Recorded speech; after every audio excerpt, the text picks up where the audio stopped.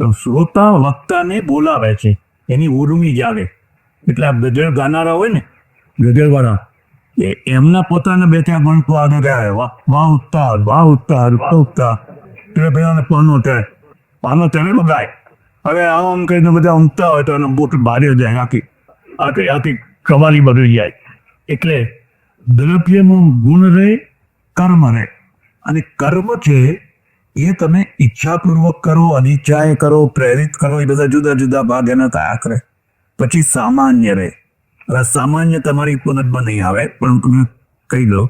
માનો કે ગાય છે એમાં ગોત્વ રહે છે, મનુષ્ય છે એમાં મનુષ્યત્વ રહે છે. કેવી રીતે ખબર પડે? એક ગાયને તમે જોઈ પછી દુનિયાની જેટલી ગાયો હોય એને જુઓ એટલે તમે તરત કહી દો કે આ ગાય છે, આ ગાય છે, આ ગાય છે, આ ગાય છે.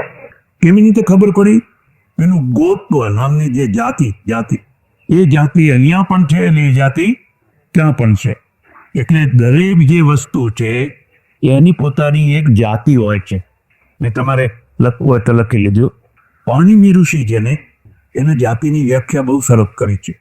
આકૃતિ ગ્રહણા જાતિ નથી, આકૃતિ ગ્રહણા જાતિ. આકૃતિ માત્રથી જે ગ્રહણ થાય એને જાતિ કહેવાય. દાખલા તરીકે તમે કેસર કેરી જોઈ, હવે દુકાન ઉપર તમે ગયા અને પેતર કેરી તમે 2 કિલો આપ, પણ 2 કિલોમાં 4 કેરીઓ પેલી બદામની મૂકી લેતો. આને કેસર. કારણ કે બદામ જુદી છે અને કેસર આપું જુદી છે અને લંગડો જુદો છે. અને એ જોવા માત્રથી ખબર પડી જાય. એવી રીતે બાસમતી ચોખા જુદા છે, પેલા કોલમ જુદા છે, ધીરાકર જુદા છે, કડમ જુદા છે. જોવા માત્રથી ખબર પડી જાય છે. હવે મુદ્દા ઉપર આવો તો આ જાતિ છે એ કુદરતી છે.